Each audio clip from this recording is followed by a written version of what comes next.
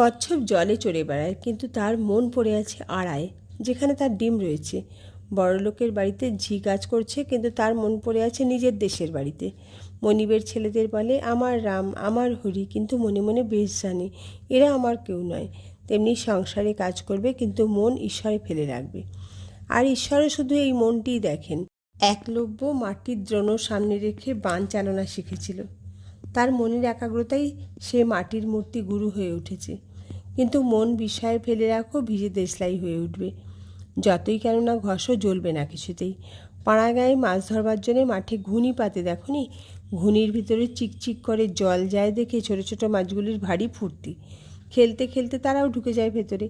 যে পথে ঢুকেছে সেই পথেই বেরিয়ে আসতে পারে অনায়াসে, কিন্তু জলের মিষ্টি শব্দ আর মাছের সঙ্গে খেলা তাদের ভুলিয়ে রাখে।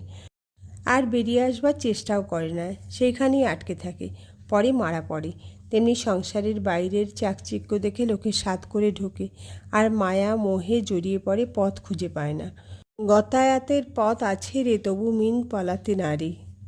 কিন্তু এমন মাছও আছে যে ঘুনির কাছে গিয়ে ওই দেখে লাফিয়ে অন্যদিকে বেরিয়ে যায়। তাকাও এবার অন্যদিকে, আকাশের দিকে।